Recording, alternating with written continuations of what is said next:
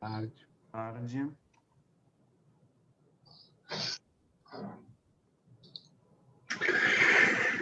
Dando início à sessão do Tribunal Regional Eleitoral do Rio Grande do Sul, saudando aos eminentes colegas, o desembargador Francisco José Menches, nosso vice-presidente, corregedor eleitoral, os desembargadores eleitorais Silvio Ronaldo Moraes, que saúdo o seu retorno, que foi magnificamente bem substituído pelo desembargador Miguel Ramos, desembargador eleitoral Gerson Fischmann, Amadeu Butelli, Oyama de Assis Brasil Moraes, desembargador federal Luiz Alberto Orvali, uma saudação ao doutor Fábio Venzon, nosso estimado procurador regional eleitoral, saudação ao doutor Rogério Vargas, que retorna hoje às suas atividades, substituído aqui pela doutora Gabriela, uma saudação aos advogados que vão atuar nessa sessão, vejo aí a doutora Jéssica Nazari,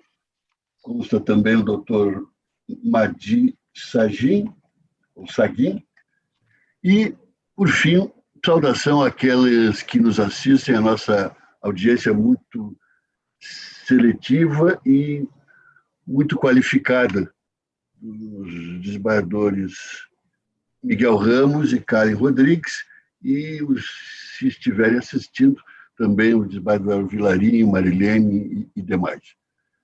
Dando início aos julgamentos, o primeiro da pauta é o... Senhor presidente? Sim, pois não, desembargador Menches. Permite? Sim. Quero saudar o eminente presidente, os eminentes colegas, o nosso prezado procurador, doutor Fábio Venzon, o nosso secretário, doutor Rogério Vargas, que eu saúdo o seu retorno, como saúdo o retorno também do desembargador eleitoral Silvio Ronaldo de Moraes, saúdo também os ilustres advogados presentes, especialmente a doutora Jéssica Sofia Nazari, demais advogados, servidores, servidoras, colegas que estão assistindo. Eu acho, eminente presidente, que eu vou para praticamente 50 anos de atividade profissional. E me chamou muita atenção a nota pública do Tribunal Superior Eleitoral de ontem, assinada pelo presidente, vice-presidente, futuro presidente e todos os ex-presidentes do Tribunal Superior Eleitoral, sobre a questão ligada especialmente à relação entre os poderes e ligada também à discussão da PEC do voto impresso, auditável, enfim. Então, eu acredito que nós devamos fazer uma manifestação ao presidente Barroso no sentido de, não sei, de chancelar ou de aprovar isso. Seria isso, presidente, uma manifestação nesse sentido que eu passo. E chama a atenção que nós temos aqui presidentes da década de 90. O presidente Nery da Silveira, o presidente Francisco Rezec, o presidente Sidney Sanches, esses do século passado. Então, seria nesse sentido a proposta que faço, presidente. Não sei se os colegas querem se manifestar, fico com a palavra à disposição. Desembargador Silvio. Eu apoio, presidente. Acho que, no mínimo, deveríamos solidarizar, né, com o presidente Barroso e todos aqueles outros signatários da nota, muito oportuna, no tempo devido, e acho que é muito esclarecedora a respeito dessa controvérsia desnecessária que se estabeleceu em todo o país. Então, eu apoio integralmente a proposição feita pelo desembargador Menches. Bem, eu creio que todos estão de acordo, né? Então, registraremos em ata e emitiremos, então, uma nota de apoio à nota dos presidente Barroso, dos ex-presidentes do TSE, né? Nosso apoio e solidariedade, né? Eu creio que seria isso, né? Então tá, né, doutor Rogério, anotado. Podemos ir cumprimentando o desembargador Meixo pela iniciativa, muito oportuna, desembargador Meixo. O primeiro processo da pauta, então, é o recurso eleitoral em prestação de contas de São Borja, relatoria do desembargador Silvio Ronaldo, é o processo final 329-27, Jorge Lopes Brasil recorrente, ao, então, pedido de vista do desembargador Meixo. Desembargador Meixo, tenha bondade. De uma forma muito resumida, essa matéria está bem debatida, né? Eu apresento o voto vista e pedindo redobradas vênias ao relator, ao desembargador Silvio, de virgem parte do voto lançado, porque em razão de o valor absoluto da irregularidade encontrar-se incluído no parâmetro de R$ 1.064,10, né? Ou 1.000 FIRs. À luz dos precedentes do TSE, julgo que deve prevalecer a aplicação do critério do valor diminuto sobre o percentual da falha, que passa a ser subsidiário, conduzindo a aprovação das contas com ressalvas, por força dos princípios da razoabilidade e da proporcionalidade. Diante do exposto, voto, então, pelo parcial provimento do recurso para aprovar com ressalvas as contas, mantendo a determinação de recolhimento do valor de R$ 1.000 ao Tesouro Nacional, devendo ser confirmado o pagamento dessa quantia antes da promoção da eventual cobrança. É assim que voto, presidente. Está sem som, presidente.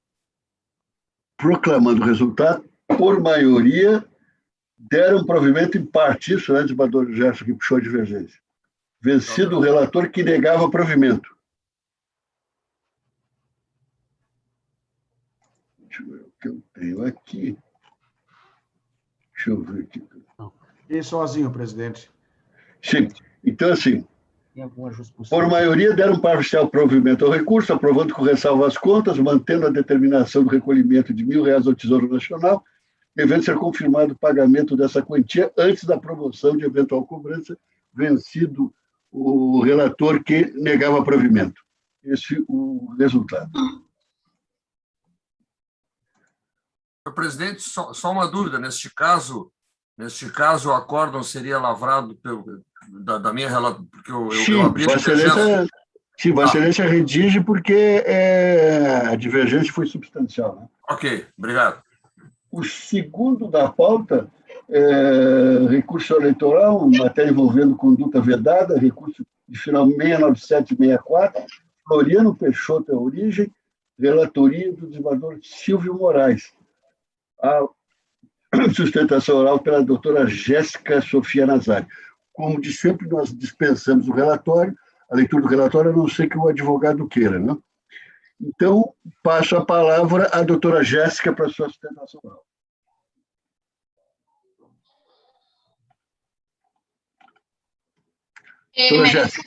Eméritos ditadores, primeiramente, eu gostaria de saudar a todos. É com grata satisfação que me dirijo a Vossas Excelências.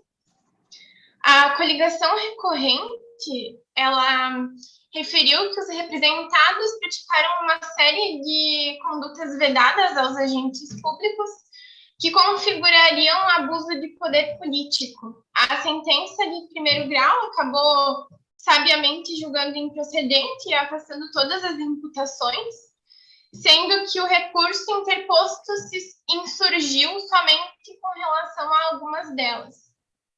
Em primeiro lugar, então, a coligação alegou que o uso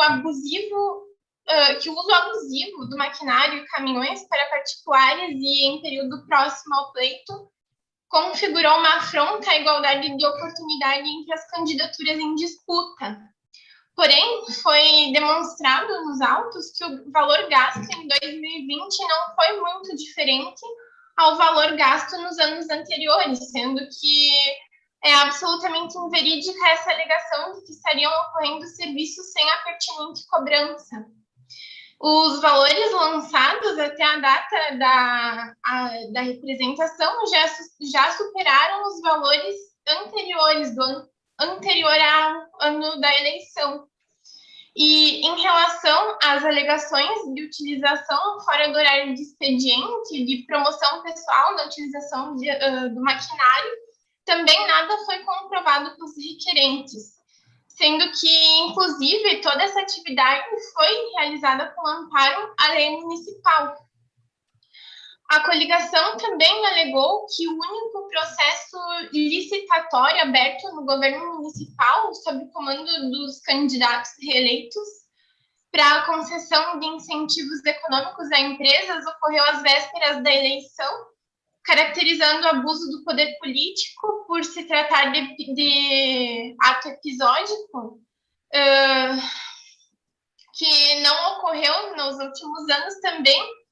Não merece procedência, porque a conduta em tela diz respeito a um processo licitatório para a seleção de projetos de instalação de empresas no município, sendo que a seleção ocorreu somente depois da eleição. Então, não tem qualquer prova de que o certame foi realizado com a finalidade de promover a campanha, a candidatura à reeleição dos representados. E, por último, a coligação recorreu alegando que houve a distribuição gratuita de benesses no ano eleitoral a particulares.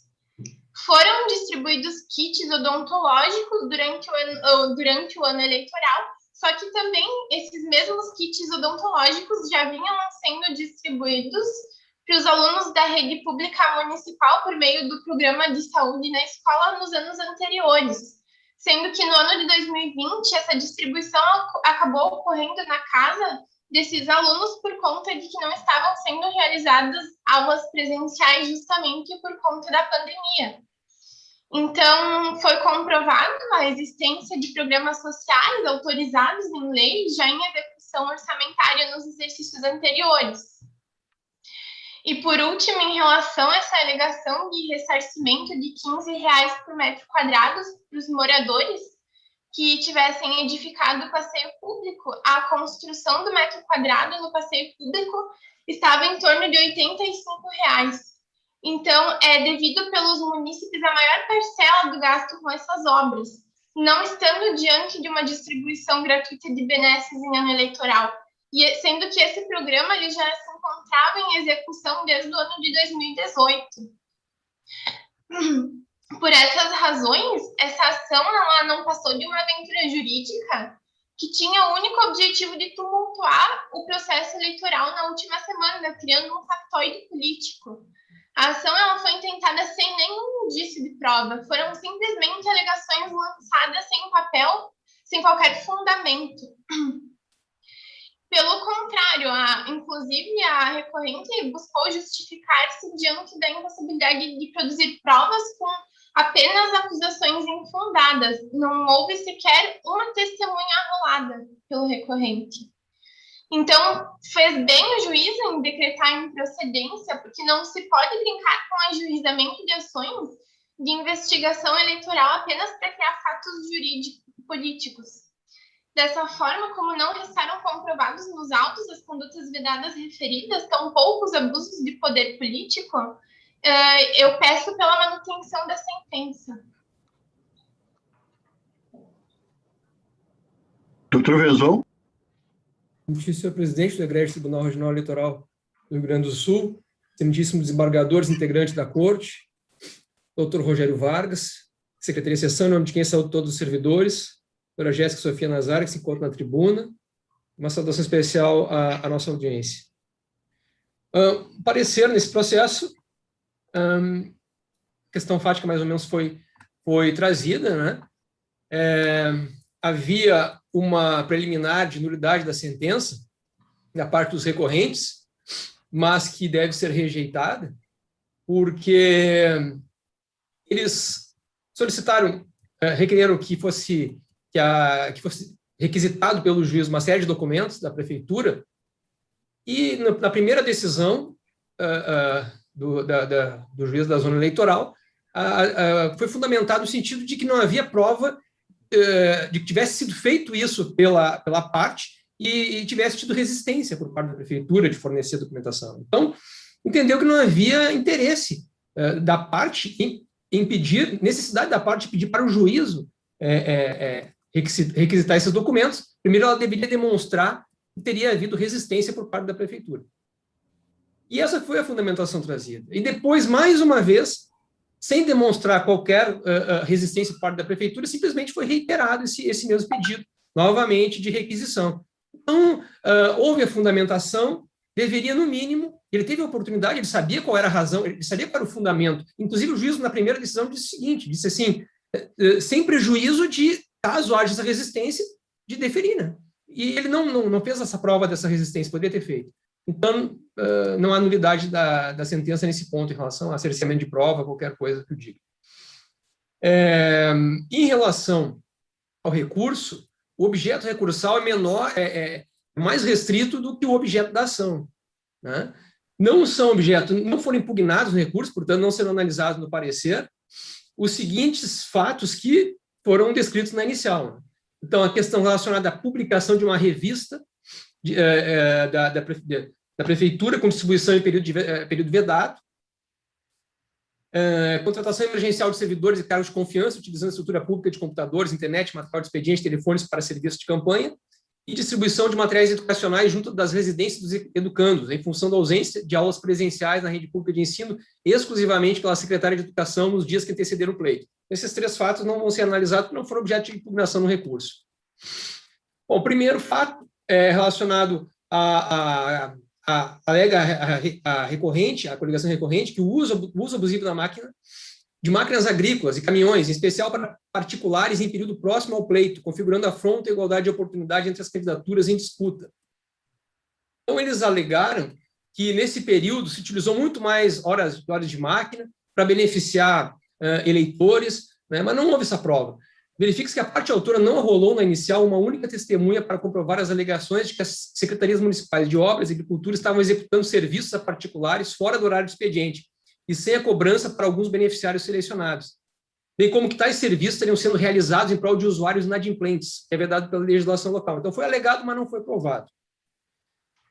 Sendo que os requerimentos para requisição de documentos, aí é aquilo que eu mencionei, ela queria provar que os documentos que ela queria que o juiz requisitasse, mas o juiz não requisitou fundamentadamente, e aí não foi feita essa prova. Ela também não foram juntados esses documentos que ela requisitou no início, né?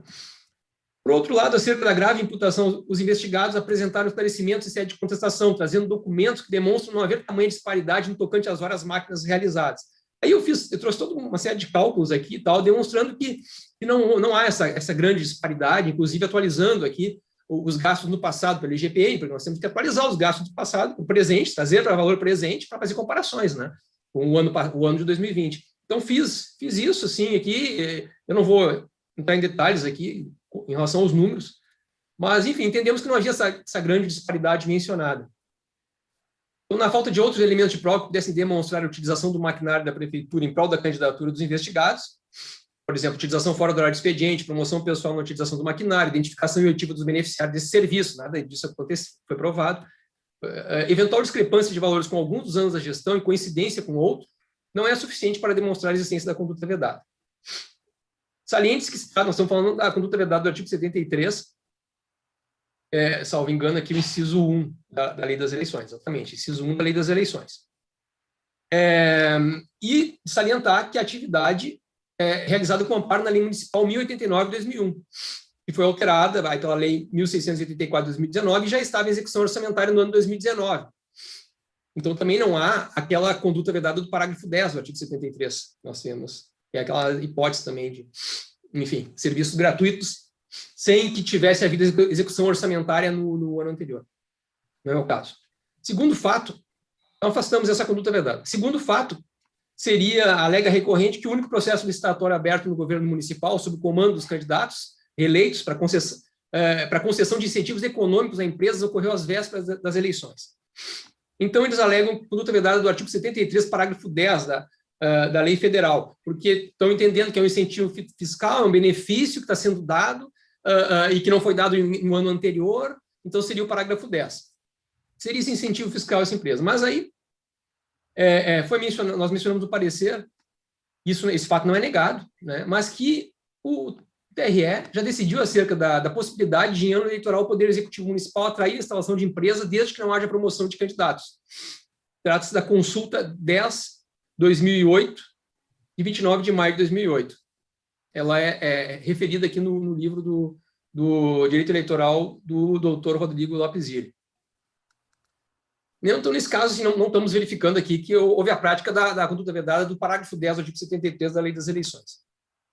Ainda em relação a essa conduta vedada, outro fato que foi trazido diz respeito à distribuição gratuita de kits odontológicos durante o ano eleitoral e também em relação a um valor que era pago para as pessoas que arrumassem o passeio, né?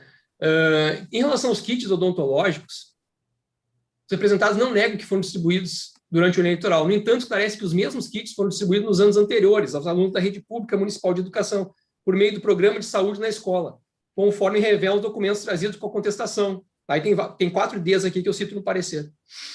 Ressaltaram ainda que o referido programa social possui caráter de saúde preventiva e universal e que no ano de 2020 a distribuição do material aos alunos aconteceu nas residências destes em razão da não realização das aulas presenciais no âmbito do município, em decorrência da pandemia. Essas alegações não foram controvertidas pela coligação recorrente. Então, comprovada a existência de programa social autorizado em lei, já a execução orçamentária no exercício anterior incide a favor dos representados, à exceção, né, do parágrafo 10 do artigo 73, aquelas hipóteses em que é permitido. E é evidente que não se pode exigir do administrador público a descontinuidade de um programa voltado à saúde bucal. Finalmente, temos o segundo fato, seria, na verdade, o terceiro, relacionado ao parágrafo 10 do artigo 73, seria a distribuição de benesses, que seria relacionada ao ressarcimento de R$15 por metro quadrado para os moradores que tivessem edificado o passeio público, sem que idêntico benefício tivesse sido executado, né, no ano de 2019. Os investigados afirmaram que a construção do metro quadrado do passeio público está em torno de R$85. A coligação investigante no recurso não contesta essa assertiva, que, portanto, se presume verdadeira.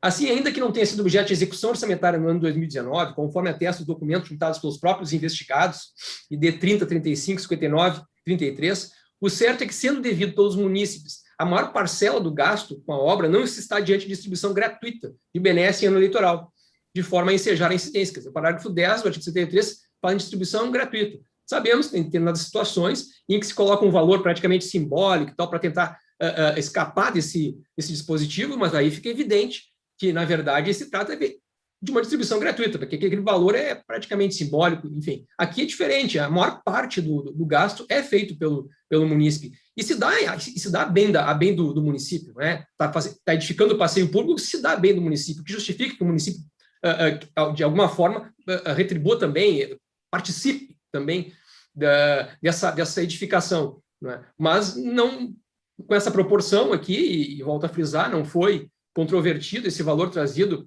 pelos investigados de R$85 o metro quadrado do passeio público. Me parece que os R$15 que a prefeitura aporta não descaracteriza a gratuidade.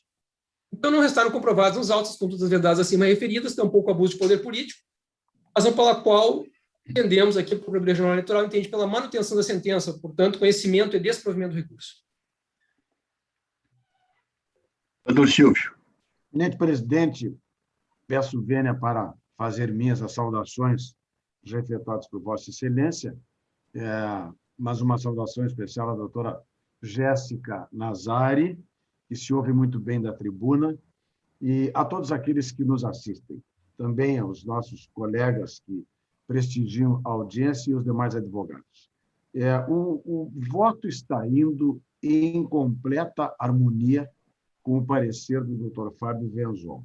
Em homenagem à advogada, eu havia feito aqui um resumo, eu tenho um acórdão bem extenso com a análise de cada item, mas eu vou me limitar a fazer uma rápida passada na ementa, em homenagem, como disse a advogada, aqui zelosamente a toda a tribuna. Há uma preliminar que realmente afastei, porque, no primeiro momento, a juíza recebeu, foi um pedido de antecipação de tutela, que ela postergou o exame, oportunizando a parte que comprovasse que, administrativamente, havia requerido à prefeitura os documentos em relação aos quais ela estava requerendo a intervenção judicial. De fato, em que pese oportunizado, não vieram aos autos, em momento algum, a prova de que a prefeitura havia negado, pela via administrativa, a exibição dos documentos. Daí, diante da inércia da parte, evidentemente, a postulação foi definitivamente indeferida pela juíza e eu, dada a proficiência da análise feita por ela, eu também estou, então, negando o provimento ao recurso nesta questão e indeferindo, aliás, a preliminar rejeitada. Quanto ao mérito, disse bem tanto a advogada quanto o nosso procurador, que, e digo eu no acórdão, que o 1013, caput do CPC, nos determina o julgamento, tanto um devoluto quanto um apelato, de sorte que três são as questões a serem examinadas. O uso do maquinário da prefeitura em favor dos particulares, que é o 73.1 da Lei 9.504/97, a questão do processo licitatório para concessão de incentivos econômicos a empresas com fins eleitorais e a distribuição de benesses. Todas elas estão sendo rejeitadas, tanto como enfatizou a advogada, quanto também como de hábito zeloso procurador eleitoral. Não há prova suficiente das alegações feitas nos autos. Vejam, a questão das máquinas em benefícios particulares não foi comprovado, não se verifica a desproporção irrazoável entre os valores empregados em períodos anteriores e aqueles despendidos no ano eleitoral. No acordo, inclusive, eu destaco o trecho do parecer do Dr. Venzon, em que ele, inclusive, o cotejo foi nos anos de 2017, 2018, 2019 e 2020. E o Dr. Venzon, como de hábito, atualizou tanto pelo IGPM quanto pelo INPC, de sorte que há uma harmonia, há uma razoabilidade entre os investimentos efetuados, que eu no voto, inclusive, faço análise das diferenças de clima, de chuva, etc. e tal, além do que o benefício era para o escoamento da safra dos agricultores. Portanto, não há prova e vai afastada esta alegação.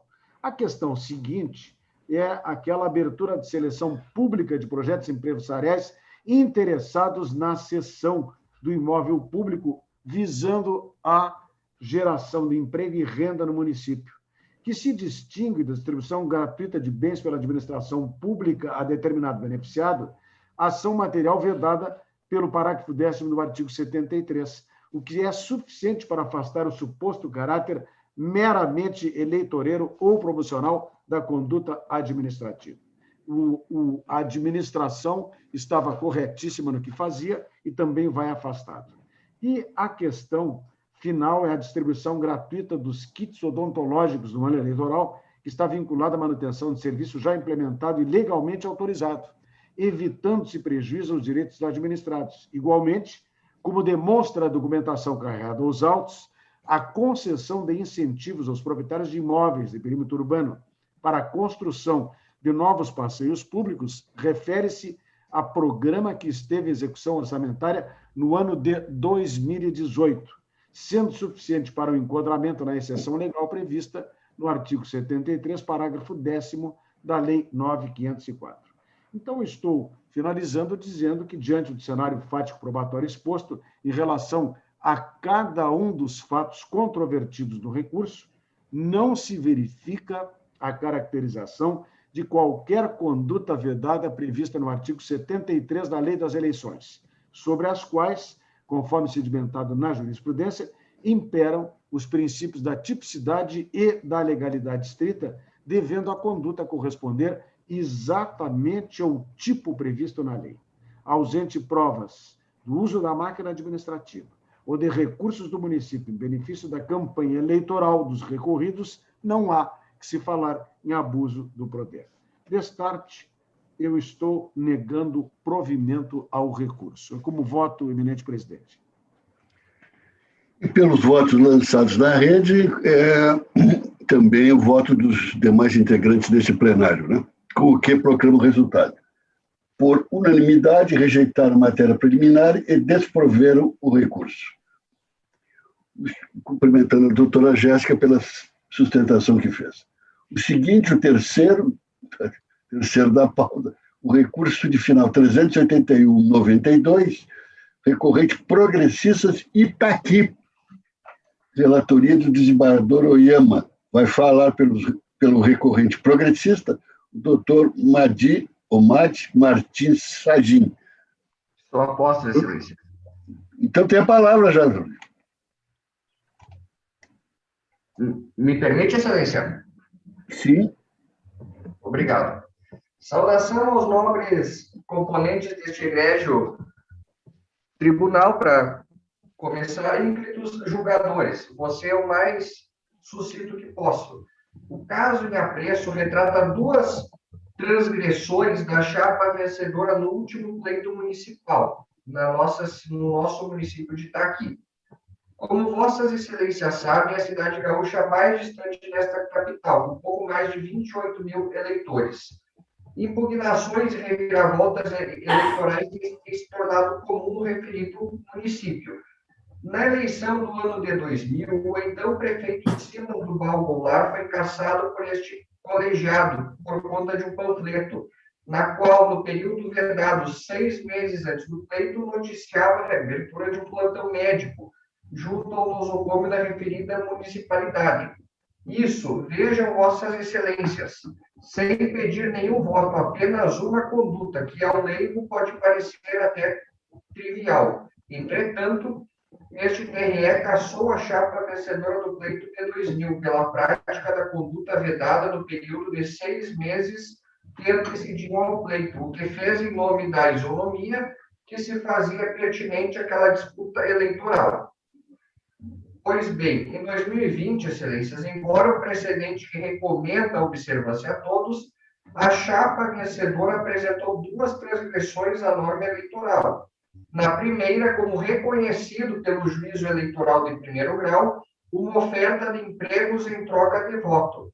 Não se pode descurar que a conduta vedada de comprar votos não é de cunho finalístico, ou seja, trata-se de uma transgressão de mera conduta, razão pela qual é inegável a incidência do tipo eleitoral, a recomendar a devida análise e reprimenda enérgica deste colegiado.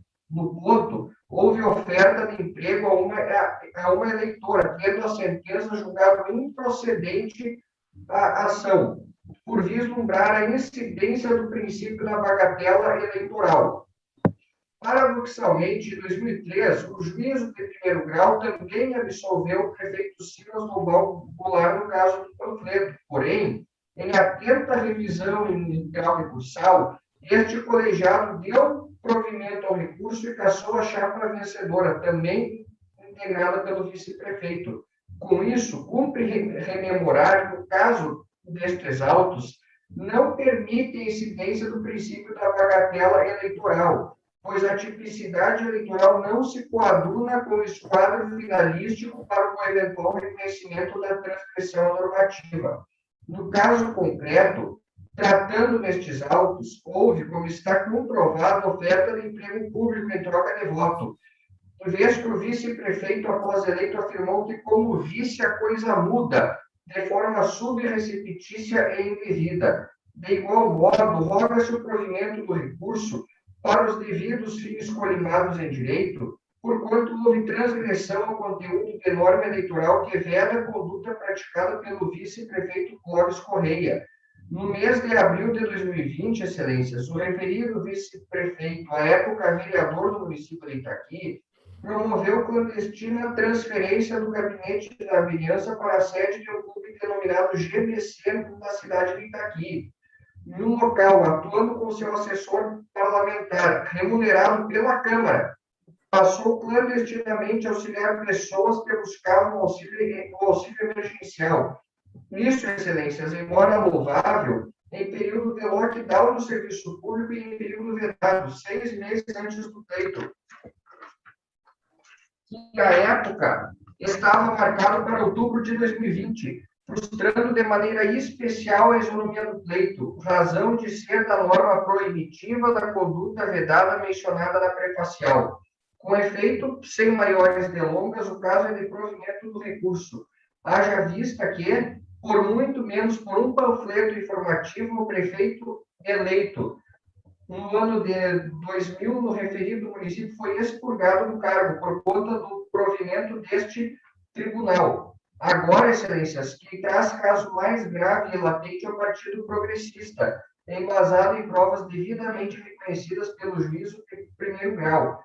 Porém, equivocadamente, o juízo, quanto ao primeiro fato, aplicou o princípio da bagatela eleitoral, afirmando que comprar o voto de um eleitor não atentaria contra a fidedignidade do processo eleitoral em curso. A seu turno, quanto ao segundo fato, aquilatou o juízo de primeiro grau que não procederia a ação de impugnação por ser incluída a conduta praticada nas funções da vereança. Com tais fundamentos, data venha do parecer do parquê, não se concorda, razão pela qual se pede o provimento do recurso com a aplicação dos consectários que o caso requer. Grato pela atenção despendida, excelências. Doutor Venzon. Senhor presidente, renovando as saudações, uma saudação especial ao doutor Vinícius Meus, que se encontra na tribuna. Bom, são dois os fatos, né? Aqui se trata de uma AINE, um deles envolvendo captação em lista de sufrágio de uma eleitora chamada Lucineire, e o outro relacionado a essa utilização do gabinete para auxiliar os cidadãos a obter o benefício, o auxílio emergencial. Em relação ao primeiro fato, eu não vou me estender muito aqui no parecer, porque o parecer é mais extenso, é detalhado, enfim, não vou me estender. Tem uma segunda questão que é mais importante, mas nós entendemos inicialmente que não houve essa, no mínimo haveria uma dúvida, né? E na dúvida aplica-se o princípio do pró-sufrágio, né? Mas o que acontece? Na conversa entre o candidato e a eleitora, no dia 16 de outubro, de fato, o candidato chega um momento que ele diz, depois ela diz que vai votar nele, ela já afirma que vai votar nele. Ele não está prometendo algo em troca do voto dela. Ela primeiro diz, pode passar, estou sempre em casa de manhã, mas vou votar em vocês. E aí ele diz, que bom, como vereador não tem como empregar as pessoas, mas como vice a coisa muda. Então é uma situação em que a pessoa já falou do voto, já disse que votaria nele. Mas alguém pode interpretar que não, mas ele ao fazer está reforçando e tal. Poderia ser, mas o que acontece é que tem mais alguns detalhes nesse caso. Um deles é que essa pessoa tinha um relacionamento íntimo com ele. Isso veio depois à tona, tem até um boletim de ocorrência, questão de assédio, enfim, depois ela vem dizer que, inclusive, essa questão do emprego era para outra coisa, não era para voto, era para algo relacionado a isso, um relacionamento íntimo e tal, né? Então, diante desse quadro, né, no mínimo ficaria a dúvida se esse voto se essa promessa de emprego é em troca de voto, em troca de outra coisa, de outro objetivo, né? E ela já tinha dito que votaria. Mas o mais importante para esse caso aqui é que já fixou, a jurisprudência já estabeleceu que em AINE, é diferente de AIGE, a questão da captação ilícita de sufrágio. Enquanto em AIGE nós temos ali como bem jurídico tutelado a liberdade do voto, e a compra de um único voto é suficiente para cassar, né, para cassar o diploma daquele que foi eleito. Em AINE, o bem jurídico tutelado é a normalidade e legitimidade do pleito. Na AINE, nós temos ali o abuso de poder econômico, corrupção ou fraude, são as hipóteses de AINE. Quando nós vemos o 41A, ele se enquadra dentro da corrupção, mas o entendimento do TSE é que, no caso de AINE, a necessidade de comprovar que que afeta a normalidade e legitimidade do pleito, ou seja, uma coisa maior, né? Então, nós trouxemos aqui a ação cautelar 0626.495 do TSE, de 10 de setembro de 2019, e na ementa é mencionado o seguinte: a jurisprudência dessa Corte admite o exame em AINE da prática de captação de sufrágio sob a ótica de corrupção, desde que demonstrada a capacidade da conduta de afetar a legitimidade e normalidade das eleições precedentes. Aí consta da emenda. Demais, a gravidade e a aptidão das condutas interferirem na normalidade, na legitimidade das eleições, gerar desequilíbrio da disputa, ensejar a cassação dos mandatos, foram devidamente fundamentados e aferidos. No caso do processo julgado pelo TSE, havia gravidade para afetar, enfim, para desequilibrar a disputa, enfim. Aqui, no caso, seria o voto de uma única pessoa, né? Então, como não se trata de AIGE e sim de AIME, fica afastado, não é possível. E em relação aqui ao abuso do poder político com viés econômico, nós entendemos que nessa situação, e aqui também vai uma questão de... podem outros entender diferente, né? Mas no meu entendimento, e aí também, ficando na dúvida, eu sempre opino pela manutenção do mandato. Se eu estou na dúvida, no parecer na valoração dos fatos, eu sempre vou terminar resolvendo pela manutenção do mandato. E no caso aqui, o vereador, ele num discurso mencionou que ele disse o seguinte no discurso: nós estivemos também dando uma força para a comunidade, e eu não tenho conhecimento se algum outro vereador se colocou à disposição dessas verbas que vêm do governo, mas nós fizemos, por mais de 30 dias, no GBC, lá no GBC, um assessoramento às pessoas que queriam acessar essa ajuda. Eu acho que fizemos um bom trabalho, várias pessoas foram beneficiadas com essa ajuda e com o trabalho nosso lá do meu gabinete, juntamente com o meu assessor. Então, assim, se entendeu que ele estava usando isso aí, usando do gabinete, enfim, de assessor, de serviço lá da Câmara de Vereadores, em benefício da candidatura dele, né? Agora nós temos uma situação de pandemia, de pessoas, salvo aquelas hipóteses que nós estamos pegando aqui, infelizmente, de pessoas que pedem o auxílio emergencial para doar para um candidato, tirando essas hipóteses aí, né? Mas muitas pessoas precisavam disso para se alimentar. Muitas pessoas precisavam desse benefício para se alimentar. Uma situação, assim, extraordinária, né? Uma situação extraordinária que nós vivenciamos. E, então, me pareceu que está dentro do mandato de um vereador auxiliar a população numa situação extrema, extraordinária como essa que foi vivenciada. Pode ter tido, daí se extrair indiretamente um benefício eleitoral, pode ter tido, mas aí foi decorrente do mandato exercido, do mandato que ele exerceu, se extrai o benefício, mas não que fosse vedado a ele fazer isso, auxiliar a população. Entendemos dessa forma. Talvez fica a critério. É uma zona gris, uma zona intermediária. Realmente a gente fica assim, será que poderia, querendo ou não, acaba tendo um benefício eleitoral? Mas, no final das contas, como eu disse, na dúvida, preferi aqui me manifestar no sentido da manutenção do mandato. Não é? Então, com essas considerações, o nosso parecer foi pelo conhecimento e desenvolvimento do recurso.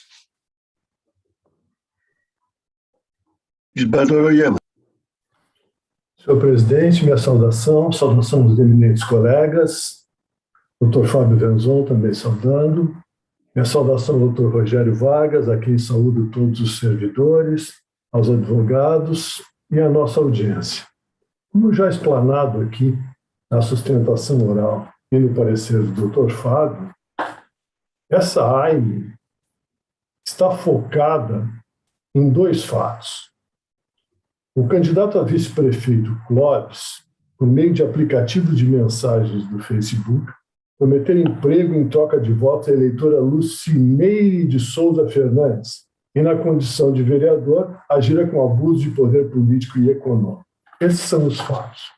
O voto é bem longo, eu traço considerações sobre o abuso de poder, condutas vedadas, captação ilícita de sufrágio, mas no que nos importa aqui, que são os fatos, me parece bem importante, como o doutor Fábio enfatizou, descrever o que consta da inicial da conversa entre Clóvis e Lucineire, que seria a eleitora que teria sido optada. O Clóvis pergunta para a Lucineire, casada ou solteira? E ela responde, estou solteira. Clóvis diz, passo aí e não te vejo, vou aí levar meu santinho. E a Lucineire diz, pode passar, estou sempre em casa de manhã, mas vou votar em vocês. Vejam, antes de qualquer coisa, a eleitora declinou, vou votar em vocês. Na sequência, Clóvis diz, que bom, como vereador não tem como empregar as pessoas, mas como vice a coisa muda. E a Lucineire diz, sim, eu entendo, mas aqui vamos votar em vocês. Então, me parece bastante importante esta sequência, porque a eleitora, antes de, mesmo que se considerasse que a fala do vereador e candidato a vice-prefeito oferecesse emprego, antes de qualquer fala dele, ela já declinou o voto. Então, eu não vejo como se possa dizer que o voto dela decorre da promessa de emprego. Então, para mim, isso fica bastante claro. Após essa troca de mensagens, seguiram-se outras mensagens e um convite para encontro íntimo. Na sequência, Lucineire teria procurado Regis da Silveira de Leon para pedir orientações, pois estaria incomodada com a insistência de Clóvis, conforme ela declarou na audiência de instrução.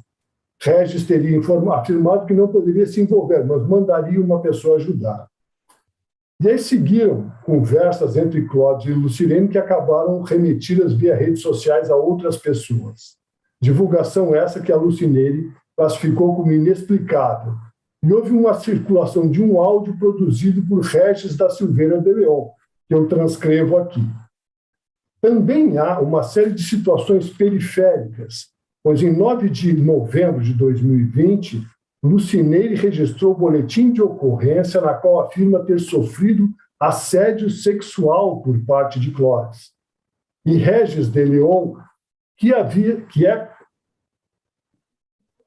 recebeu o áudio de Lucineire, teria sido preterido na escolha da convenção partidária, buscou a anulação judicial da escolha do Clóvis, no processo 06.047/58, julgado improcedente em primeiro grau e confirmado em 8 de 4 de 2021 por esse tribunal.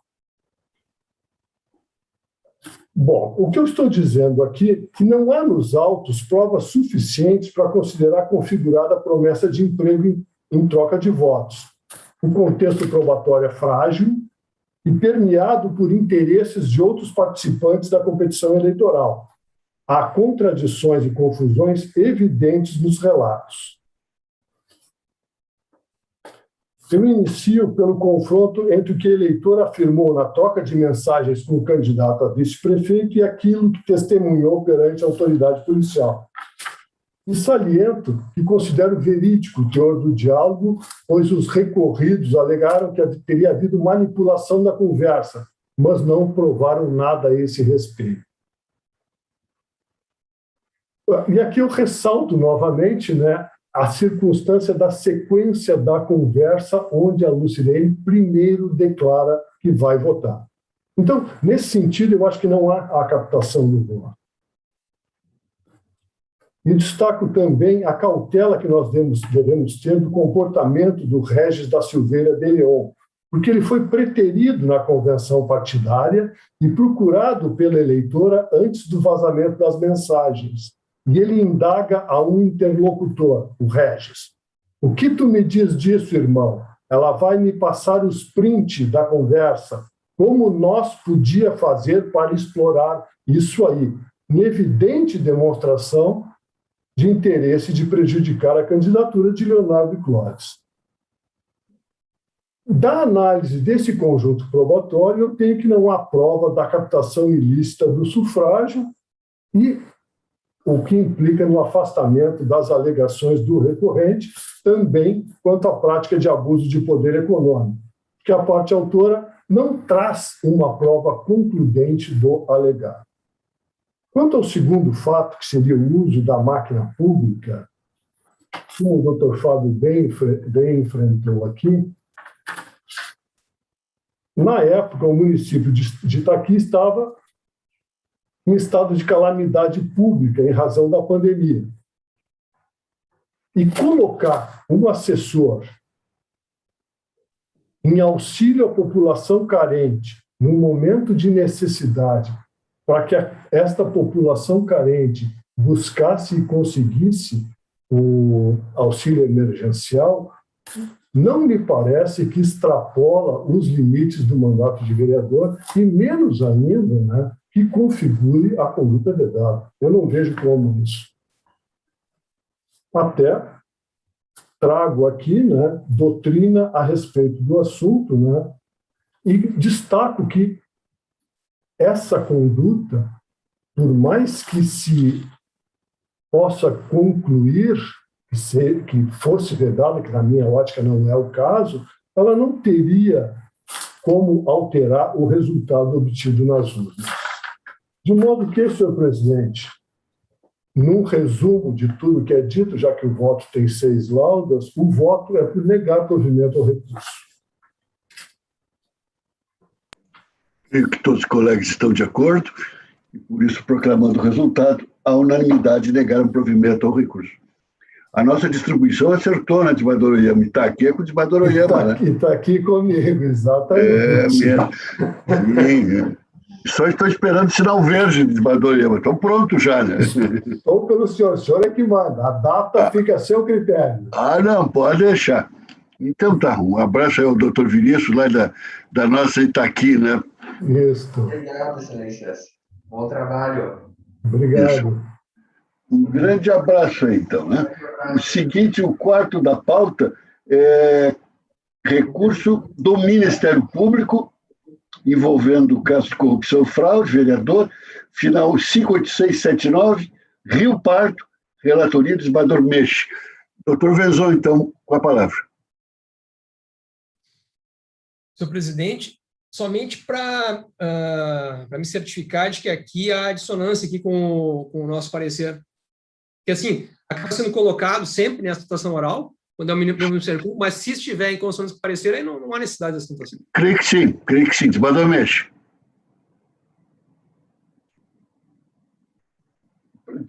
Desconstituir a sentença, né? Parece. Presidente, isso foi agora há pouco muito bem debatido aí entre a AIGE e a AIME. Né? E aqui é o caso. Então, eu estou encaminhando o voto pelo provimento do recurso interposto pelo Ministério Público Eleitoral para desconstituir a sentença e determinar ao juízo da 38ª Zona Eleitoral o regular processamento feito. E todos estão de acordo com isso, e alinhado ao parecer ministerial, e proclamam o resultado. À unanimidade, deram provimento ao recurso, desconstituindo a sentença e determinando ao juízo da 38ª Zona Eleitoral o regular prosseguimento do feito. Bem, com isso terminadas as preferências, eu tenho anotado as seguintes divergências entre os projetos de voto dos relatores e o parecer ministerial. Os números 10, 13, 14 e 19 da pauta. Os 13, 14 e 19 são aqueles casos conhecidos de divergência na aprovação de contas, com ressalvas e desaprovação de contas do Ministério Público. O 10 é um pouquinho diferente, é a questão também conhecida, né? Se vai envolver a suspensão dos repasses dos fundos. Né? Então, vamos começar com o 10. Recurso 25636, relatoria do desembargador Gerson Fischmann, de Porto Alegre, PSDB, tem aqui como interessado. Senhor presidente, renovando as saudações, então aqui trata-se de prestação de contas do Diretório Regional do PSDB, exercício 2018. E a unidade técnica, ela verificou o seguinte: aplicação irregular de recursos do fundo partidário no valor de R$ 4.502, em virtude de duas despesas regulares, uma relacionada ao pagamento de um galeto e a outra relacionada ao pagamento de diversos fornecedores com um único cheque. E também recebimento de recursos de fonte vedada, no valor de R$ 1.851,52, e recebimento de recursos de origem não identificada, no valor de R$ 1.090,20, crédito sem identificação do CPF dos doadores. E, no tocante aos recursos do fundo partidário, nós entendemos que aqui a irregularidade era a seguinte: apontou que, com relação ao gasto de R$ 502 em nome do fornecedor Poa Galeto Limitada, o documento fiscal juntado não possui identificação do partido, tinha que ter, se junta o documento fiscal, tem que ser com a identificação do partido, são recursos públicos do fundo partidário, não é? E aí o partido traz um recibo, aqui, um recibo não, uma declaração, em sua defesa, eles apontaram que, com relação ao gasto com essa pessoa jurídica, eles juntaram microfilmagem do cheque nominal à referente à empresa, bem como recibo dessa informando o recebimento do valor referente à nota fiscal. Contudo, de início já se verifica que o recibo juntado é imprestável ao fim que se destina, uma vez que está assinado em nome de TR Galeto Limitada, CNPJ 28.502.549, ao passo que o beneficiário do pagamento identificado pela unidade técnica foi o fornecedor Poa Galeto 23.066.138, quer dizer, a pessoa que recebeu o cheque é diferente da que está dizendo que recebeu o cheque, CNPJ distinto, né? Então, mantida essa irregularidade. Em relação à irregularidade quanto ao cheque que foi usado para pagar diversos fornecedores, eles disseram que era para a formação de fundo de caixa. Mas, como bem observado pela unidade técnica, no parecer conclusivo, não há registro na contabilidade do cheque apontado como tendo sido sacado para a constituição de fundo de caixa. Não foi dito que foi sacado para a constituição de fundo de caixa.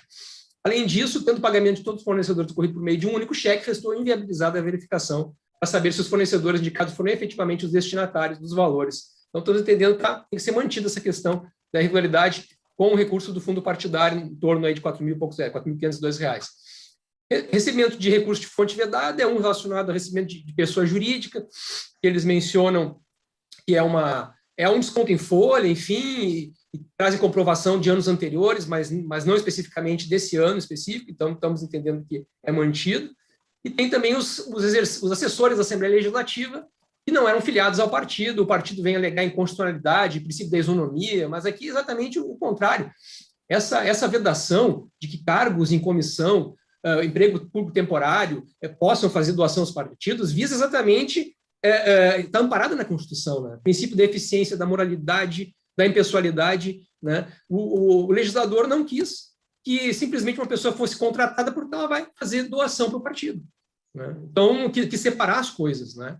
Mas teve que fazer uma ponderação, digamos assim, que alguns até podem entender que é inconstitucional, mas isso ainda não foi declarado inconstitucional, permitiu para os filiados, aqui não eram filiados, mas permitiu aos filiados que fizessem essas doações. Por que permitiu aos filiados?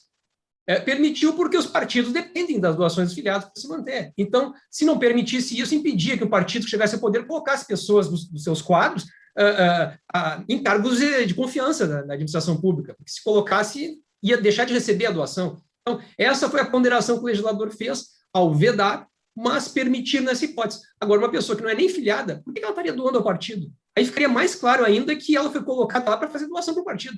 Não é nem filiada e estaria doando ao partido, né? Então, assim, não há nenhuma inconstitucionalidade na norma.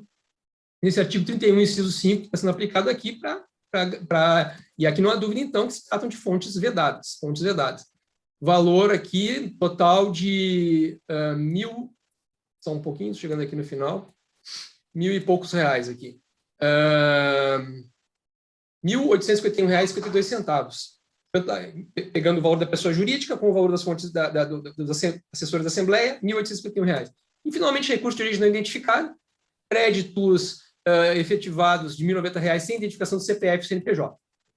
O valor total importou em R$7.443,72, o que representa 0,40% das receitas arrecadadas no exercício. Em virtude disso, nós parecemos pela aprovação com ressalvas e afastando a multa. Mas, e aí vem certamente a divergência, né? Talvez tenha tido alguma divergência quanto às irregularidades, por isso não manifestei também, mas aí a divergência que a gente já conhece aqui da casa é que nós entendemos que a aprovação com ressalvas não deveria impedir a sanção de suspensão de cotas do fundo partidário, porque o artigo 36 ele não pressupõe desaprovação, ele não fala isso, ele apenas diz verificada a conduta irregular, se aplica proporcionalmente. E nesse caso, para mim, proporcionalmente seria o mínimo que seria um mês. Né? Inclusive, abrangendo tanto recurso de origem não identificada como fonte vedada, realmente não seria razoável 2 meses para um percentual tão baixo, né? Mas um mês entendemos que seria razoável. Então, o parecer final foi pela aprovação das contas com ressalvas, pelo recolhimento da quantia de R$ 7.443,72 ao Tesouro Nacional, sem aplicação de multa, e suspensão das cotas do fundo partidário por um mês. Doutor Gerson. Senhor presidente, renovando as saudações, efetivamente, como Vossa Excelência já antecipou, a única divergência aqui diz respeito à questão da suspensão das cotas. É uma posição que o Ministério Público vem adotando, respeitabilíssima, corretíssima no sentido da ampliação, porém o voto está sendo encaminhado exatamente porque há uma aprovação com ressalvas, embora a ressalva é uma aprovação, no sentido do que tem a jurisprudência já pacificada desta casa, do TSE, de, neste caso, afastar ou não incidir a suspensão de cotas do fundo partidário, determinado, evidentemente, o recolhimento ao Tesouro da quantia das irregularidades, que foram apontadas no parecer do Ministério Público e agora ratificadas pelo doutor Fábio. São 4 irregularidades. Apenas assim um comentário, eu verifico ali, porque houve realmente essa divergência de um cheque para uma empresa Poa Galeto e o recibo depois emitido, a nota fiscal, por uma galeteria Mamma Mia Delivery. Eu quero dizer aos colegas, eu já usei esse serviço da galeteria Delivery, com fundo próprio, é claro, e é um bom serviço, eu até recomendo. Mas aqui, no caso, com fundo partidário, não é possível. Então, não há como afastar quaisquer dessas irregularidades. A outra da pessoa jurídica, na verdade, é um desconto em folha do IP, né, do Instituto de Previdência do Estado, que também não pode. E também, como bem apontado, os doadores não eram filiados ao partido. E essa argumentação que é trazida no recurso sobre a inconstitucionalidade, esse dispositivo foi incorporado à lei das eleições, lei dos partidos, perdão, e teve uma consulta respondida já do ano de 2018, ou antes, não, anterior ainda, a consulta 1428 da relatoria do ministro César Peluso, entendendo pela constitucionalidade. Então, nesse sentido, o voto apenas mantém a aprovação com ressalvas, porque é a 0,40% do total da receita, e determina o recolhimento ao Tesouro do valor de 7.443,72, porém, não impondo suspensão de cotas. É nesse sentido, senhor presidente. E esse é o voto de todos, né? Mas sem esse merchandising explícito aí, não é? O pessoal de Paulo não deve ter gostado, não gostaria. Muito bem. Então fica assim. Vossa Excelência permite a recomendação de um não excluir dos demais, apenas foi. A unanimidade aprovaram com ressalva das contas, determinaram o recolhimento ao Tesouro Nacional sem suspensão dos repasses das cotas do fundo. É o resultado. Bem, a partir de agora, o 13, o 14 e o 19 são aquela questão da desaprovação proposta pelo Ministério Público e a aprovação com ressalvas. Mas vamos aí, é mais prático a gente ir um a um, que vai ser eliminando um a um. O 13 da pauta, então, é o recurso eleitoral em prestação de contas, 370,76, do Alegrete, a terra do doutor Rogério aí.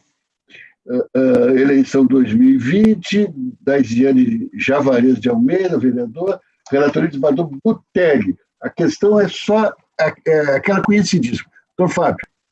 Senhor presidente, renovando as saudações.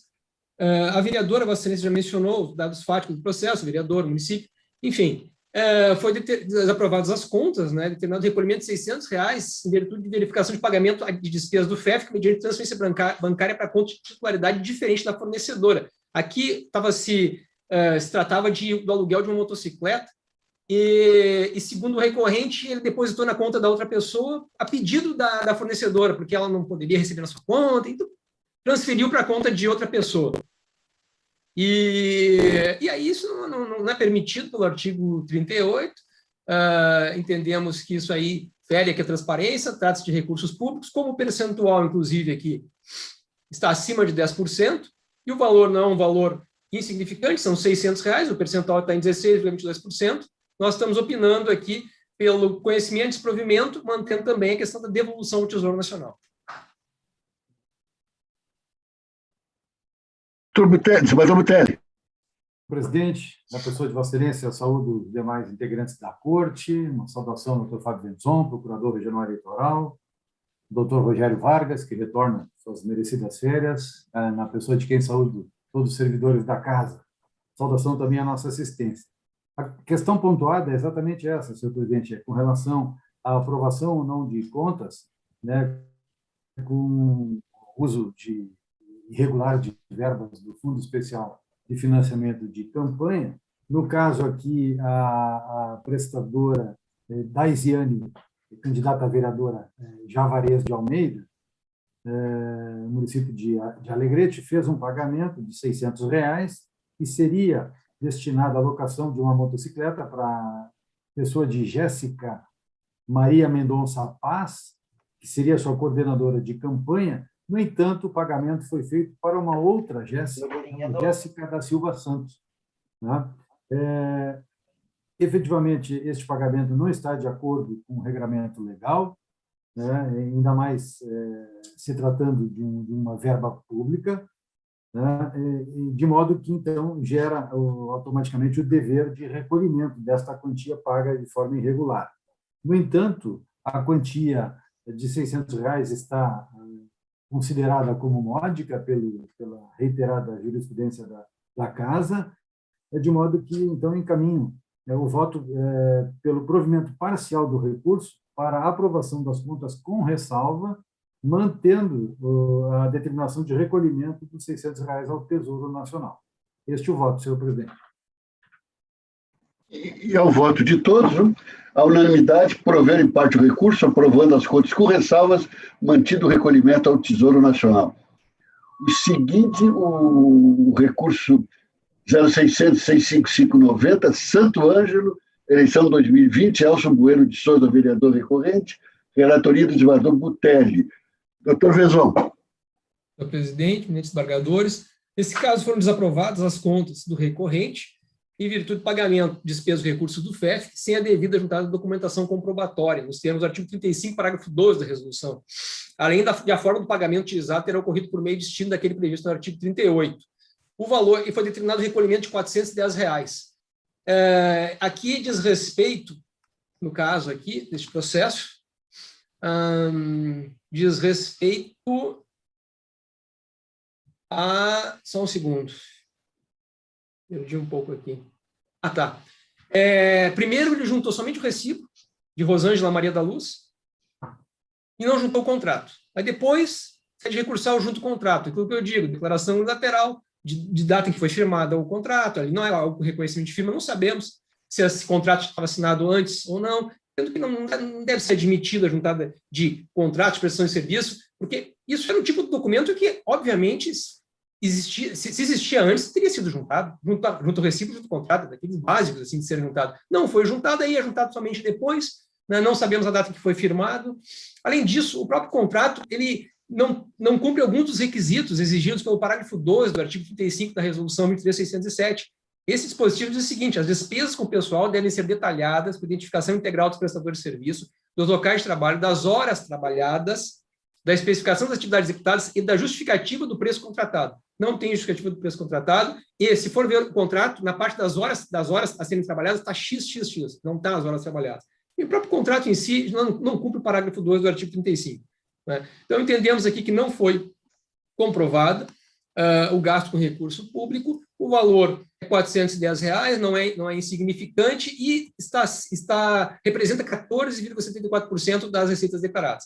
Razão pela qual estamos aqui opinando para a manutenção da devolução do recurso e manutenção também da desaprovação, opinando pelo conhecimento e desprovimento do recurso. Doutor Butelli. Senhor presidente, renovando as saudações, o caso é bastante semelhante ao julgamento anterior. Neste caso, seria a contratação de serviços de cabo eleitoral da pessoa de Rosângela Maria da Luz Oliveira. Efetivamente, o contrato veio acostado a destempo. No entanto, a irregularidade também é alcançada pela forma de pagamento, que foi por meio de cheque nominal, porém não cruzado. Não está de acordo com o disposto no artigo 38, inciso 1º da Resolução 23.607, de 19, do TSE. Há um prejuízo manifesto com relação à rastreabilidade dessa verba pública do Fundo Especial de Financiamento de Campanha, prejudicando a confiabilidade e a transparência das contas da candidata. Ressalto que a campanha deste candidato, Elson, foi feito exclusivamente com recursos do Fundo Especial de Financiamento de Campanha, de modo que essas irregularidades determinam o dever de recolhimento. No entanto, a quantia se apresenta módica, R$ 410, e, na linha de entendimento do julgamento anterior, estou encaminhando votos também pela aprovação das contas com ressalvas, mantida a determinação de recolhimento dos R$ 410 ao Tesouro Nacional. Este é o voto, senhor presidente. E a votação unânime, né? Então, fica assim: a unanimidade prover em parte o recurso, aprovando as contas com ressalva, mantida a ordem de recolhimento ao Tesouro Nacional. E a última divergência entre o projeto de voto do relator e o parecer ministerial é o recurso final 69487, o 19 da pauta, relatoria do desembargador Orvalli. Doutor Fábio, é a mesma questão. Senhor presidente, desembargadores, aqui os valores foram pagos com cheque que não foi cruzado. Aí, quando nós vamos no DivulgaCand, vemos que as pessoas que constam lá não são os fornecedores, ou seja, as pessoas que receberam esses recursos não foram os fornecedores. O valor é um valor de 900 e... Ele menciona que houve endosso, enfim, mas o certo é isso. Isso viola a transparência, viola também, assim, dificulta para a sociedade fiscalizar, como nós mencionamos, quando é pago corretamente. Durante a campanha, já, as instituições financeiras, elas informam a Justiça Eleitoral, que informa no DivulgaCand. E o eleitor, o cidadão que quiser fiscalizar, para quem está sendo pago, enfim, ele pode no DivulgaCand ver esse candidato pagou para quem? Para esse, para esse, para esse, para isso. Por isso o cheque é cruzado. Né? E dessa forma não, né? Dessa forma isso dificulta também a fiscalização pela sociedade. Também os controles públicos do COAF, enfim, tá lá, aqueles controles que a gente sabe que existem. Bom, diante disso, o valor aqui é R$ 956,60. Não entendemos... desculpe, o valor é R$ 525,50, que representam 54,91% das receitas declaradas. Então, em virtude disso, só que não foi determinado o recolhimento ao Tesouro, o juiz entendeu que estavam comprovadas as despesas. Né? Mas, então, discute se é de desaprovação ou não. Então, nós estamos opinando pelo conhecimento e desprovimento, opinando pela manutenção da desaprovação das contas, inclusive por esse percentual alto. Desembargador Orvalli?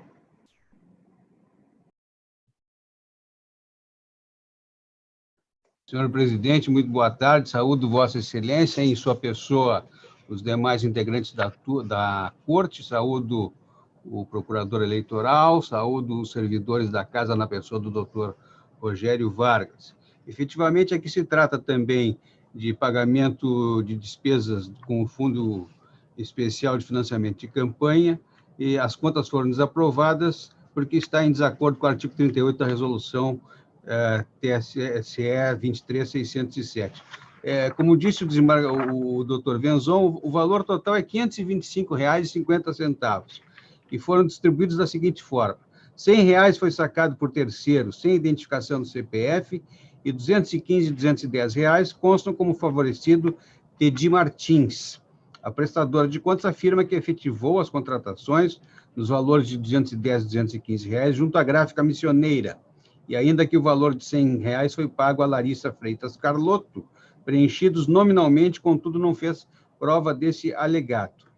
Em tese, essas despesas com os recursos do FEFC não foram suficientemente demonstradas. Seria caso de determinação de recolhimento do valor ao erário, como é pacífico na casa. Entretanto, a sentença reconheceu como comprovadas as despesas realizadas com recursos do FEFC e afastou a obrigatorização de recolhimento dos valores ao Tesouro Nacional. Não houve resignação ministerial, de modo que a matéria está preclusa na discussão nesta instância. Então, o que resta analisar é a questão dos R$ 525. E, de acordo com a jurisprudência já pacificada na casa, como isso está abaixo do valor de 1.000 UFIRs, embora seja significativo o valor em frente ao somatório total arrecadado, que é de R$ 956, aplica-se o princípio da razoabilidade e da proporcionalidade, e o que a parte quer é exatamente isso: a parte quer a aprovação das contas com ressalvas, e é nesse sentido que eu estou encaminhando, então, o voto. E é o voto de todos, e proclama o resultado. A unanimidade prover o recurso, aprovando as contas com ressalvas. Então, agora, apenas só nos restam os casos em que em que a sintonia entre o projeto de voto relator e o parecer ministerial e em sintonia com os votos já lançados na rede, então. O 5 da pauta, 670-98, eleição 2020, Orley Azeredo, vereador recorrente, Palmeiras das Missões, Desbador Mendes. Eu encaminho o voto pelo desprovimento do recurso, para manter a sentença que desaprovou as contas de Orley Azevedo, relativas ao pleito de 2020, mantendo a aplicação da penalidade de multa no valor de 6.241,37. E como esse, todos os demais, e por isso eu não vou ficar redundantemente repetindo, já há unanimidade de votos, né? Então, negaram o provimento ao recurso, a unanimidade, mantendo a desaprovação das contas e a ordem de recolhimento ao fundo partidário. Eu vou estar consultando de novo os colegas que já manifestaram a concordância com o projeto de voto relator. O seguinte, 340-91, Santa Cecília do Sul, Simone Andresa Mioto Mazaro, vereadora, relator de Desbador Mendes. Voto pelo parcial provimento do recurso, para aprovar com ressalvas as contas de Simone Andresa Mioto Mazaro, relativas ao pleito de 2020, mantendo a aplicação da penalidade de multa no percentual de 30% da quantia em excesso. Muito bem, é o resultado. A unanimidade proveram em parte o recurso, aprovando as contas com ressalvas, mantida a ordem de recolhimento ao fundo partidário. O seguinte, o 04486, de Porto Alegre, Republicanos, recorrente, Desbador Silvio.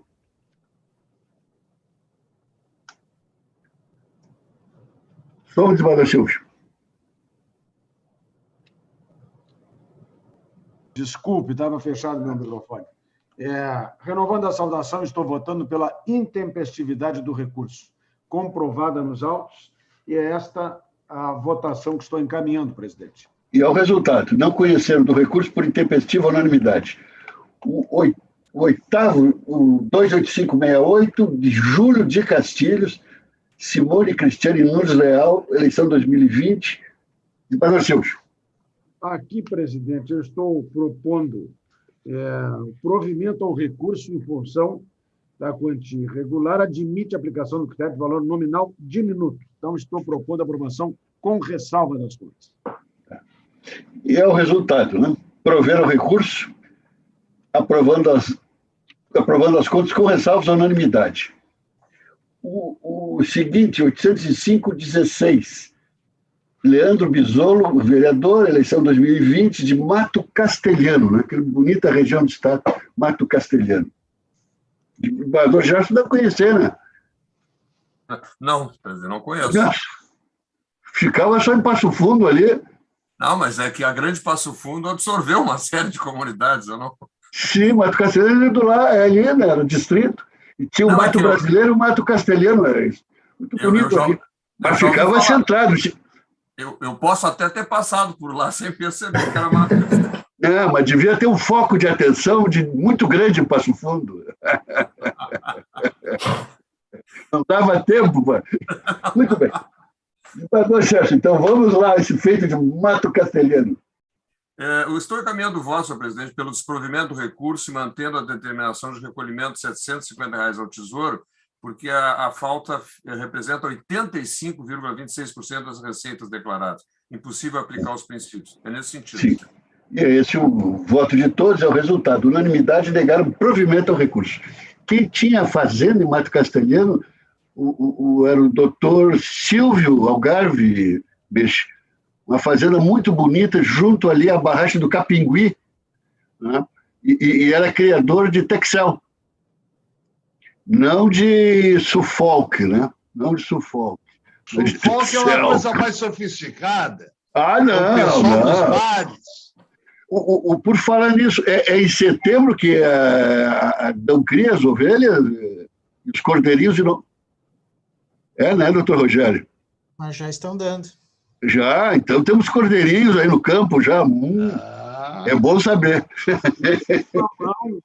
No prato ainda não, né? Muito bem. O 10º da pauta já foi, o 11º, 35484, desembargador Gerson, também o relator de Porto Alegre, Antônio Roque Feldman. Desembargador Gerson. Senhor presidente, colegas, aqui era uma prestação de contas não apresentada pelo antigo PHS, que foi incorporado pelo Podemos. O Podemos busca a regularização, mas eu voto encaminhado no sentido do indeferimento, porque não só não há todos os documentos suficientes, como não foi pago o valor devido. Então, indeferindo o pedido de regularização. É o voto de todos, né, indeferindo o pedido de regularização das contas, mantida a suspensão do repasse de novas cotas do fundo partidário, unânime. O 12º recurso de prestação de contas, 216.36, Neuza Machado Teixeira, vereadora, Alvorada, desembargador Butelli. Senhor presidente, renovando as saudações, aqui no caso da candidata à vereadora Neuza Machado Teixeira, houve a emissão de 2 cheques para pagamento de 2 despesas, cheques nominais, porém não cruzados. As quantias importam em R$ 2.300, equivalente a 11,62% das receitas, sendo incabível a aplicação dos princípios da razoabilidade e da proporcionalidade.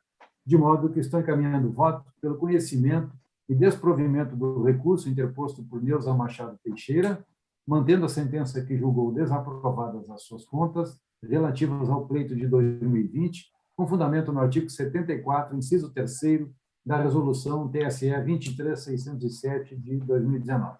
Este o voto. E é o voto de todos, né? Então fica assim o resultado. Negaram provimento ao recurso, unânime. 13 e 14 já foram. O seguinte, então, agora começamos com o desembargador Oyama. É o 394-43, de Gramado Xavier, José Marcelo Laufer, prefeito recorrente. Desembargador Oyama. Senhor presidente, o voto é pelo provimento parcial do recurso unicamente para afastar a multa de R$ 828,04. E é o resultado unânime que ora proclamo. Prover em parte o recurso para afastar a multa imposta. O 16º, 424-44, Amaral Ferrador, Nathaniel Sátiro Duval Cândido, prefeito recorrente, de Padoroyama. O voto é por negar provimento ao recurso, senhor presidente. E é o voto de todos, né? Então, negaram provimento ao recurso à unanimidade. O 17º, agora passamos ao desembargador Orvalli. O recurso 557-84, prestação de contas, Auri Brandes Cockham, eleição 2020, Pirapó, Rio Grande do Sul. Desembargador Orvalli.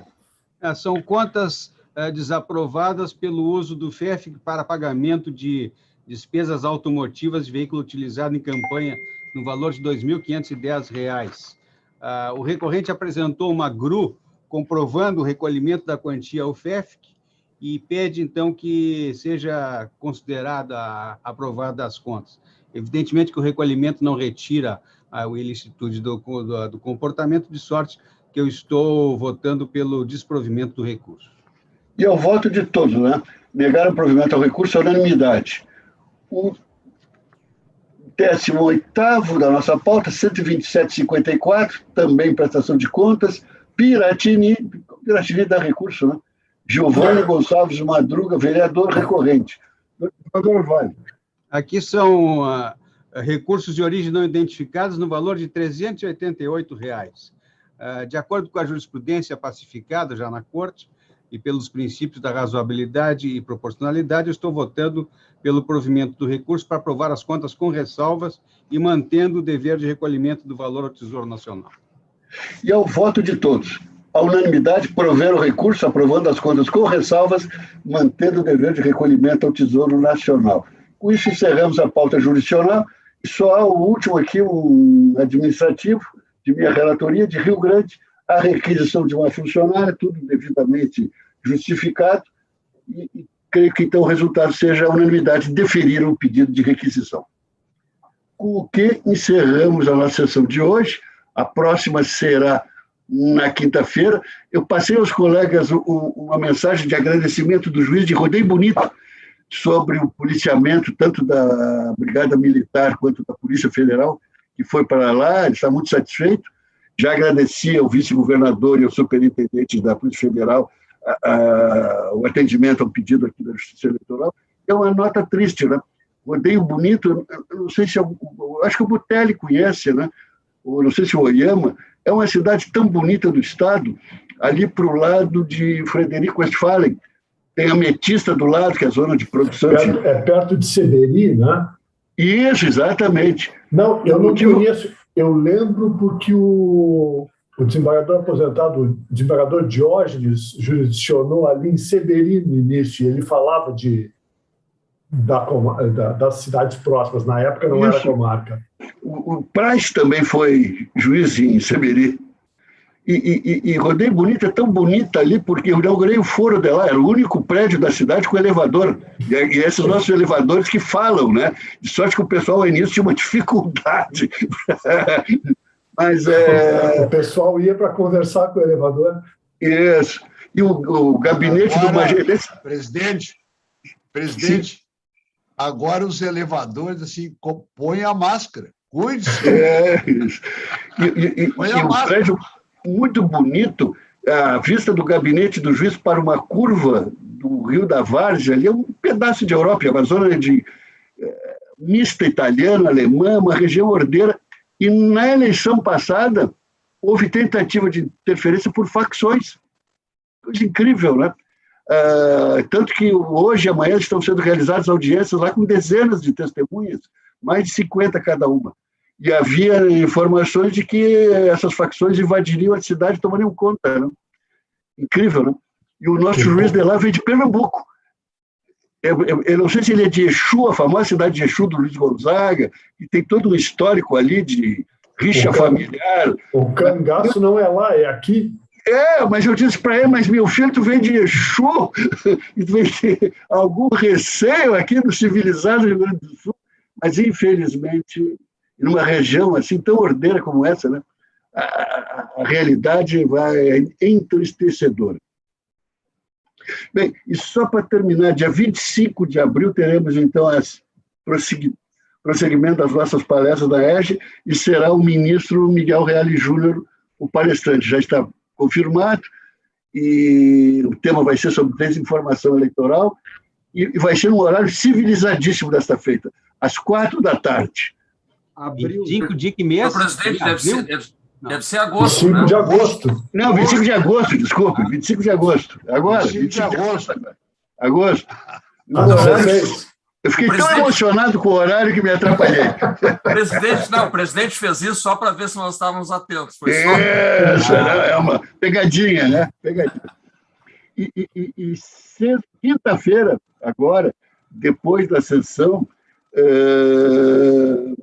sairá daqui uma comitiva do TRE, integrada por mim, o desembargador Meixo, o desembargador Jorge pela EGE, o desembargador Butelli como ouvidor, e funcionários da casa, dos quais aqui está o doutor Rogério, que vai para lá. Nós vamos nos deslocar a Pedras Altas, dentro daquela ideia, não sei se é sonho, se é delírio, de contribuirmos para o resgate da memória, tanto do castelo quanto da biblioteca do embaixador Assis Brasil. São 3 situações ali, vou ser muito breve. Havia os documentos do embaixador Assis Brasil, valiosíssimos, né? Tem alguns fantásticos, como o telegrama de Getúlio Vargas para ele, o início da Revolução de 30, e por aí vai. Esses documentos foram objeto de uma ação civil pública do Ministério Público, estão aqui no memorial do Ministério Público, aguardando a sua restauração. A cujo respeito também eu pretendo aqui uma iniciativa do TRE e aqueles que têm vínculo com a Justiça Eleitoral serem trazidos para a nossa guarda, não é? Até que possam voltar a Pedras Altas. A biblioteca do embaixador, que é maravilhosa, e tem uma parte que fica no gabinete, uma parte no subsolo, Esses livros estão sofrendo um processo de deterioração, e há livros fantásticos ali. E segundo me informou o Dimador Jorge, que é o titular do Memorial do TJ, o pior ainda é que alguns livros estão sendo, vamos usar a expressão, levados embora. Sorte que é uma preocupação que se tem, não é? E a ideia é de trazê-los para Porto Alegre. O Tribunal tem justiça, já falei com o presidente Voltaire, tem caminhões com condições de fazer isso, se faz mudança de mobiliário dos nossos fóruns, então temos caminhões, baús muito bons, excelentes, e por sugestão do desembargador Menche, valermos, fazemos um convênio com a biblioteca da PUC, que, ao que consta, é a melhor biblioteca hoje. Infelizmente, a da Federal, nós sabemos o que acontece com as universidades federais. É um prédio magnífico, de 14 andares, eu não conheço, e conta com o pessoal altamente qualificado para higienizar, restaurar e guardar num ambiente climatizado esses livros. E, se não me engano, o desembargador pode me ajudar. Até seria o conhecido escritor Luiz Antônio de Assis Brasil o responsável por essa parte da biblioteca da PUC. Então, seria... Eu não sei se ele continua, mas era um dos responsáveis. Então, essa é a ideia, né? Como digo, é um sonho, mas alguma coisa tem que ser feita. E restaurar o castelo, que tem problemas principalmente no telhado. A última informação que recebi é que a família estava adiantando obras no telhado. O único problema que tem ali é que, como é um prédio particular, não há como colocar dinheiro público, né? Mas, enfim, alguma coisa se pode pensar nisso aí, não é? E não quero aqui adiantar, mas em reunião particular com os colegas, espelharei as ideias que se tem a esse respeito ali. É que foi objeto de tombamento uma área de R$170, 170 hectares, segundo a informação da nossa secretária de Cultura, que abrange a granja que havia ali, que a granja tem também um valor histórico fantástico, né? Nosso Assis Brasil trouxe para o Rio Grande do Sul gado inglês, também cordeiros e por aí vai. Mas, enfim, a granja, não sei se nós deveríamos nos concentrar na área do castelo mesmo, que seria algo mais viável. Mas é algo que depois, em reunião particular, né, vamos conversar sobre isso aí. E o movimento inicial foi este, né? Irmos lá, vamos visitar o castelo, o prefeito está entusiasmado, não é? Até com o futuro turístico que tem ali, e é lamentável que deixemos destruir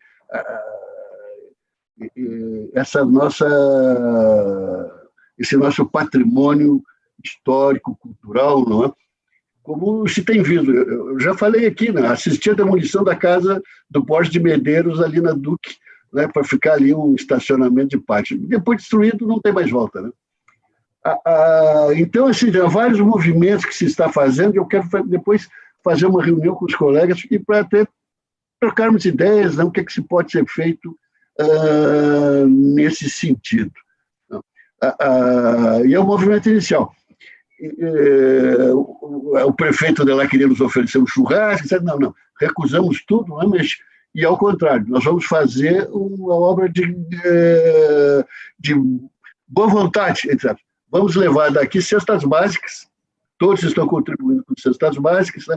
Que vão ser doadas a uma entidade assistencial lá de Pinheiro Machado, de Pedras Altas, desculpa. Então, em vez de causarmos uma sangria financeira para uma região que é pobre, vamos fazer isto, não é? E vai ser o pontapé inicial, né? Com essa visita ali ao Castelo de Pedras Altas, e depois vamos ver o que podemos fazer para evitar que se perca esse patrimônio histórico, né? Como, infelizmente, já vimos em tantas outras situações no nosso estado, né? E vamos ver uma data para nos reunirmos, né, depois dessa visita aí ao castelo, e e trocarmos ideias e vermos as sugestões. Acho que é uma luta de todos nós, para mantermos esse patrimônio, né? Butelli vai lá como ouvidor e também para compensá-lo, né, da ida Putinga, né? Embora ele tenha gostado muito de Putinga, o que eu tenho minhas sinceras dúvidas, né? Mas está bem. Eu gostei mesmo, Rafael. Sim, não, faz bem, brincando. Uma volta ao passado, muito bacana, muito bacana. Tá, e o Oyama posso já marcar Itaqui, então, Oyama? Pode marcar, estou à disposição. Pode deixar. Não sabe com quem está falando aí. Vai me lembrar do tempo que eu vinha passar fim de semana em Porto Alegre. Passava mais tempo na estrada do que em Porto Alegre. E depois eu quero consultar os colegas. Nós temos que visitar o prédio, que é um dos raros prédios próprios do TRE no interior. São dois, Pelotas e Caxias. E Caxias, então, vai sofrer agora um processo de restauro, de pintura. E quero aproveitar, então, para ir a Caxias, também fazer um encontro com o juiz de Bento Gonçalves, Carlos Barbosa e... Agora não vou esquecer nada dali.